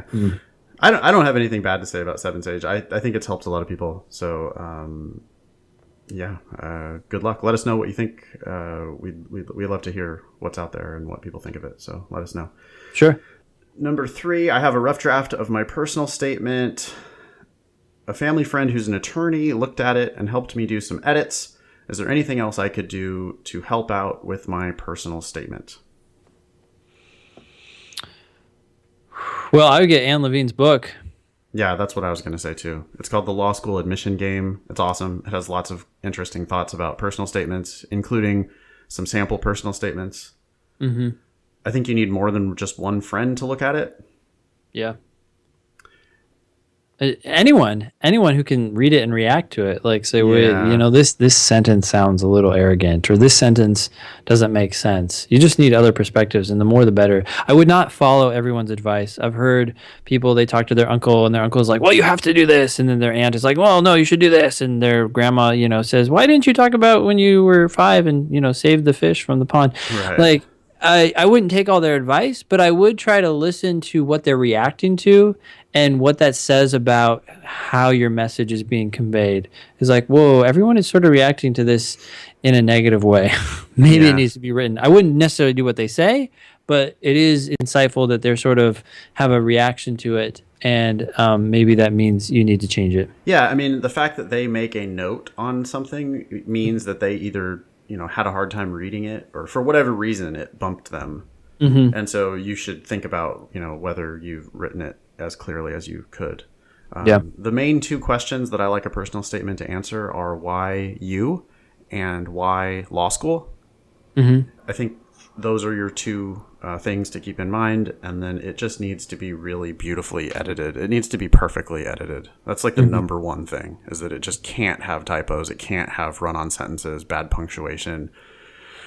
All that stuff has to be perfectly cleaned up. So I might actually recommend hiring a professional to copy edit, not to write the whole statement, but to copy edit if you're at all unsure, because it just can't have any typos. You will be judged on grammar and spelling and punctuation and all that kind of stuff. So yeah, and it goes beyond just like grammar and spelling. I mean, those are 100% necessary, essential, important. You can't mess them up. But it's also like some things that people just don't even realize or think about. Like you have parallelism, right? When people write out a sentence and they have 3 ideas in that sentence and they all start with like a different, either a noun and then a verb. Yeah. Like people don't know those things necessarily, but that's good readers are going to clue in on that. And they're like, okay, so this isn't, you're not top notch. Right. Yeah. People are bad writers, man. They're getting worse. I don't know if you're noticing this in your students. They're getting worse. I've seen a few different, specifically University of California students coming from UC Berkeley and UCLA, which are the 2 best of the undergraduate institutions in the UC system. Yeah. And I can't believe how bad the writing is from some of these people. I mean, some of them are fantastic, but some of them are just awful. And I don't know. I don't know what people are doing in school for 4 years when they come out and they still write like this. It is what it is. You just need to make sure that you have some help. This document, this 2-page document, is very important. You have unlimited time to work on it. There's nothing stopping you from getting feedback and help from people who really do write clearly and sort of natively. And you need that. You can't have it sounding all clunky and broken. People will read 2 sentences and immediately be judging you. Yeah. Okay. And as an attorney, that's why there are legal writing consultants. Yeah. Number 4, I've been putting off studying for 2 years because I've been scared to fail. I'm done being scared and I need to pursue my dreams. Any tips to keep motivation or shoo away those self-doubt feelings whilst studying? Yeah, so one thing I thought when I read this was that Boba Fett sounds like, I think a lot of test takers, if you have any fear toward studying or taking a test, you're probably thinking about the test in the wrong way. It may be completely subconsciously and you have no idea what is going on and why you're thinking this, but you're probably thinking of the test as an assessment of your smartness. Yep. We should stop calling it a test. It's not good to think about it as a test. Yeah. I think you should think about it as a game that you can practice and get a lot better at. And no one's going to be judging you, and you shouldn't be judging yourself on how you perform on this game, especially when you first start. People like to read theory for a month before they ever even do a full test, and it's because they're afraid of tests. But yeah, I mean, stop thinking about it so much as an intelligence test and like this is where you're going to be forever, and instead treat it as, hey, you're stepping out onto the basketball court for the first time, and you're going to throw the ball around and miss badly, but who cares? Because you're working on it, you're practicing, you're getting better at it. Yeah, so one way to keep the motivation up with this in mind is to, one, stop looking at it like you're saying, look at it as a game. And I think this is what you're saying, but focus 100% if you can on learning. Like go into each test, go into each study session and say, what can I learn? Not how much do I have to learn? How horrible am I at this? Like, it doesn't matter. If you get questions wrong, that's often a good thing because it forces you to learn. So it's like, oh, I got this wrong. Sometimes we get questions right and we don't learn anything from it, even though we could have, because we got it right and we sort of move on. So it's like, go into each session and say, how many things can I take away from this and know when I leave? If I learn 6 things, wow, I'm that much of a person and I know more about life, etc. And eventually you'll start seeing those lessons translate into higher scores. Yeah, and I think it's just one day at a time, right? One baby step, one step at a time. People get frustrated because their score doesn't go up, but one, why are you paying so much attention to every single test score? Because you should be taking a longer view. 2, the scoring scale only goes from 120 to 180. There's only 60 points in the scoring scale. And people think they haven't improved, but their score has gone up by 3 points, and it's like, well, wait a minute. You've only been at this for 10 days. Your score is now 3 points higher than it was when you started. To me, that looks like progress. That's baby step. We're going in the right direction. And if you can, I think people don't understand the amount of work that might be required. People want it to be easy. And they want to just be exceptional on the test right away. But that's not how it really happens. I mean, people improve on the logical reasoning, especially, really just kind of slowly, incrementally over time, right? Like one more question per week or something like that. Yeah. And that's why it takes people 3 months to prepare, because they're going to slowly chip away at it. And people end up making 15 or 20 point improvements 1 point at a time for 3 months or 6 months. Yeah. So, Boba Fett has put off studying now for 2 years. I mean, imagine what kind of progress could have been made in those 2 years. Yeah. I think this is exactly why you need to avoid top law schools and other Oh forums, my and God. even close friends who are doing really well on the test.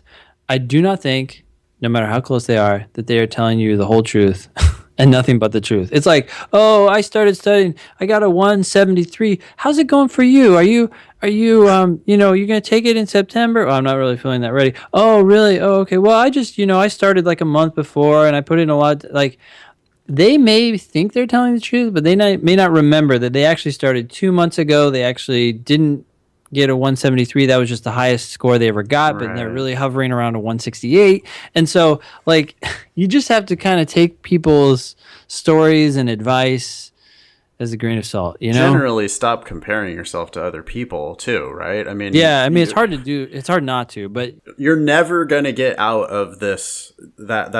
You're never going to be president of the United States and chief executive or on the Supreme Court. Like you're not.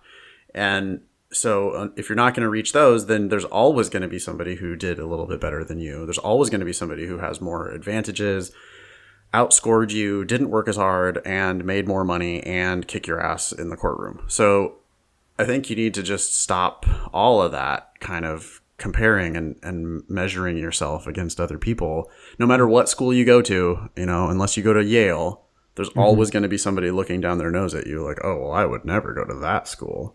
yeah. So it doesn't matter what your friend is scoring. It doesn't matter what school your friend went to. If you really know what lawyers do and this is really the right thing for you, then you can just kind of start chipping away at the test. And it might take you a long time, but that's why you start as soon as you can and just chip away and make baby steps. Yeah. You got time for one more email?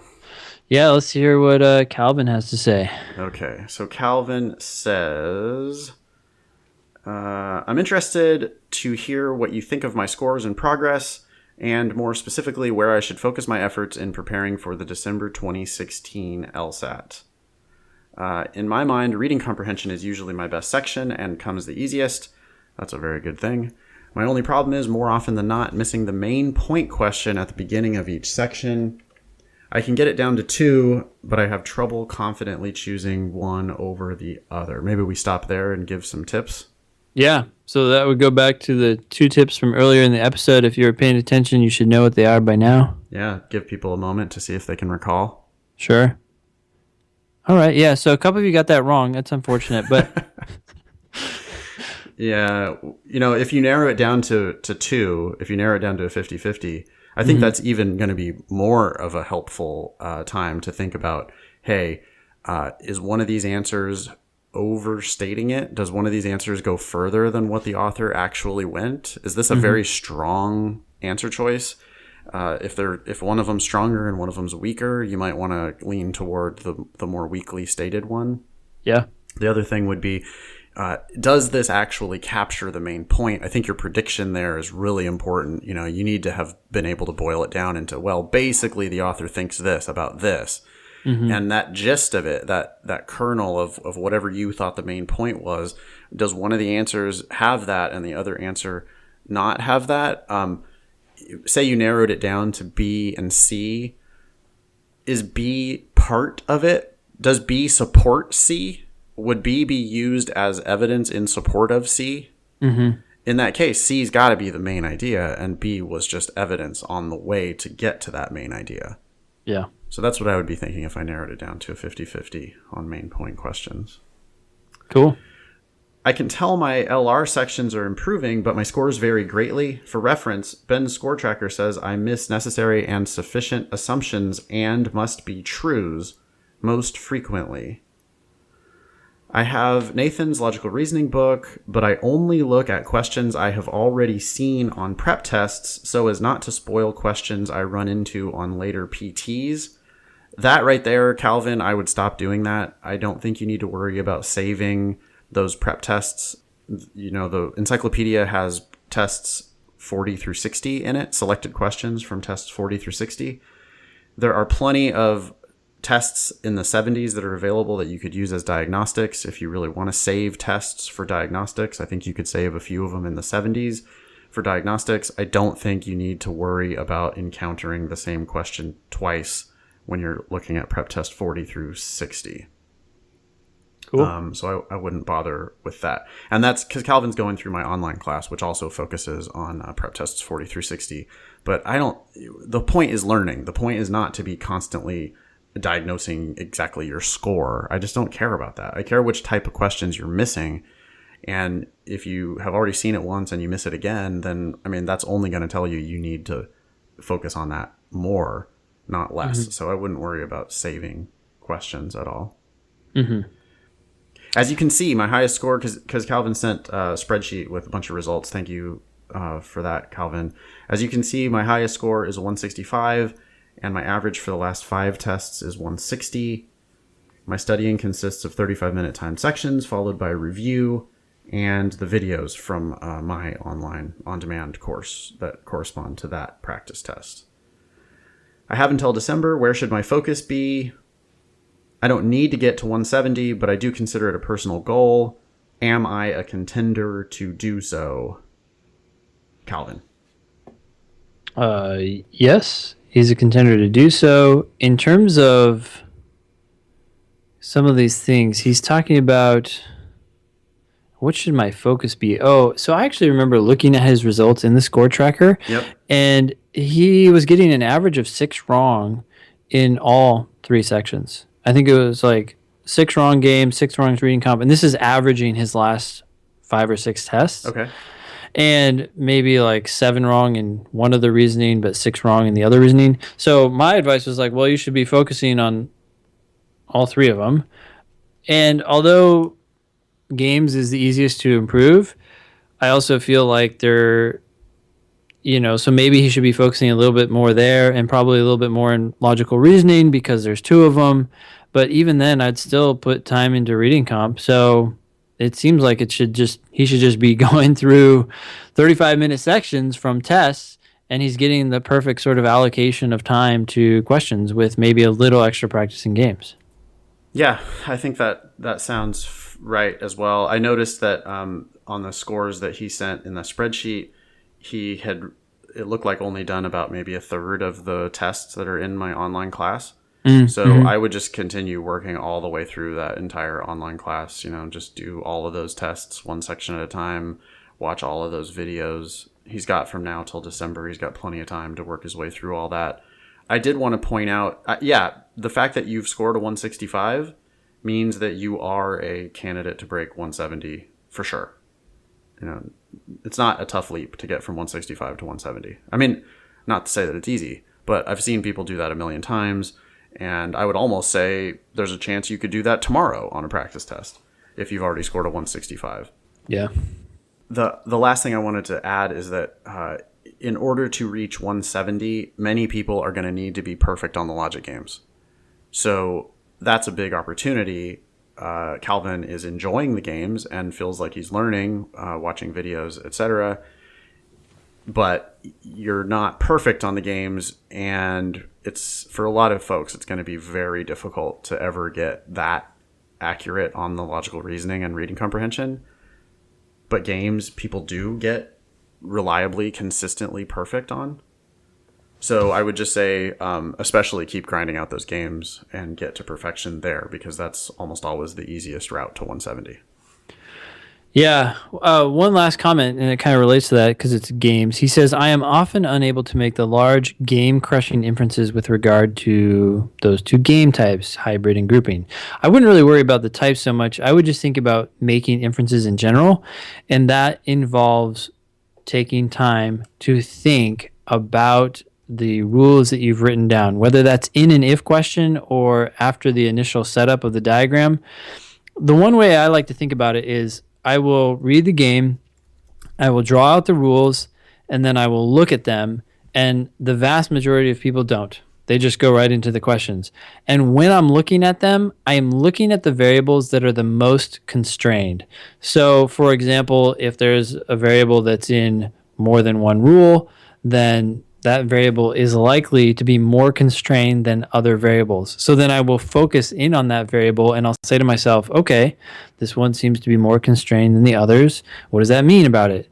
Can it go in 4 slots or 3 slots? Oh, wait, maybe it can only go in 2 slots. And at that point, I'm then asking myself, well, would it be helpful to know that it's in this slot or the other slot? And if it is, then we're creating multiple scenarios or worlds.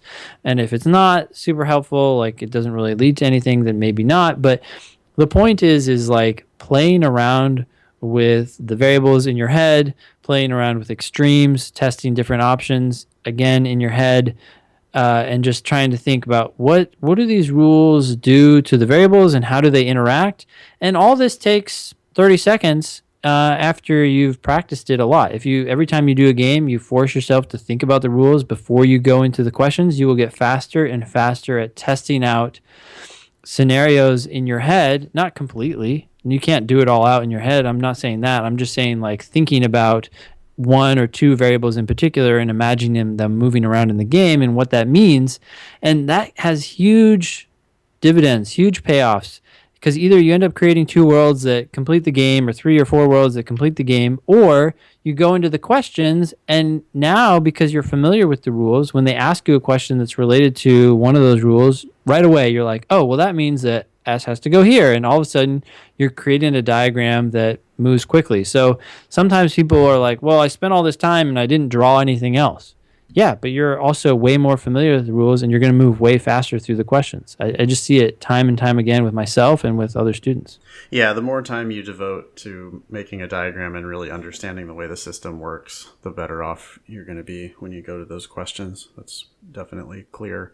I wanted to point out there's one rule type that's been just popping up over and over on recent games in the 60s and 70s. Is this one rule where it says, oh, and H can't go third. It's just one rule that says one player can't go in one spot. Yep. Okay. Mm-hmm. And those rules, they seem insignificant. It's easy to skim over them, or it's easy to just put, okay, H can't go third and just add that to your diagram and move on to the next thing. Sure. But what you said is you're looking at people who are constrained. And if H can't go third, then the next question is, where can H go? Yeah. Because if H was mentioned in another rule, there might be a couple other places where H can't go. And then if you start thinking about all the places where H can go, you might see that there's an interaction between other rules that actually prevent H from even going in some of those spots. Yeah. Right? And so I swear, it's the first little breadcrumb. And there are so many games that just unlock based on that one rule. So as you look at your logic games, as you review your logic games, be on the lookout for places where they told you one player can't go in one spot. And then maybe see if you could have had an opportunity there to attack the game based on just that one first breadcrumb. Yeah. No, that's a great analogy.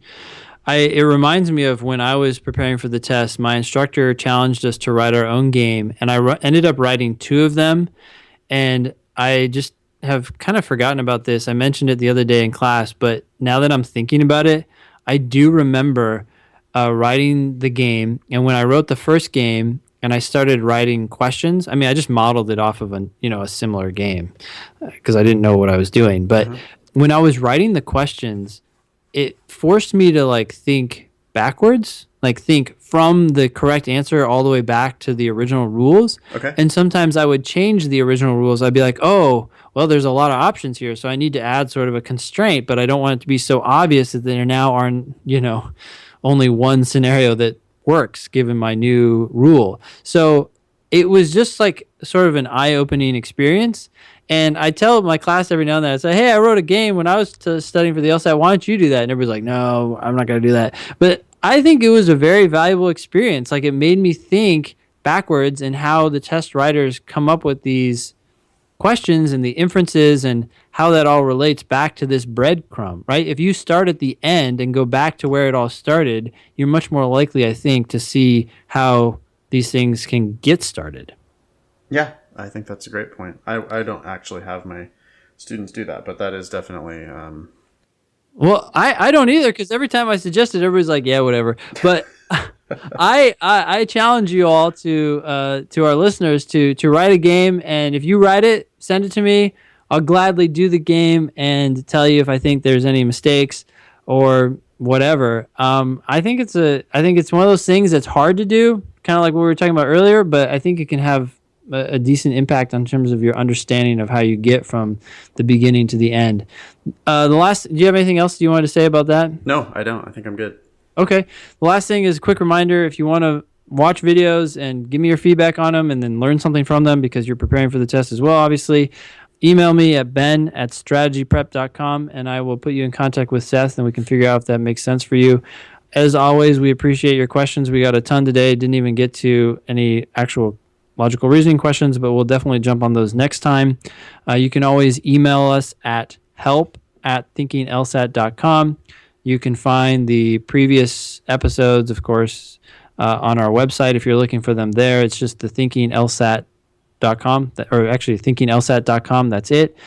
People post questions there as well below each episode. We're happy to tackle them there as well. And you can tweet us at thinkinglsat or Nathan at, what is it? That's Nathan at foxlsat.com. Oh, and tweet at nfox. Yeah, tweet at nfox, and of course email Nathan at foxlsat.com. Yeah, that's it, I guess. Awesome. That was a long one. Thanks again for all of the questions, and we will be back at you in a couple weeks. Great. See you then.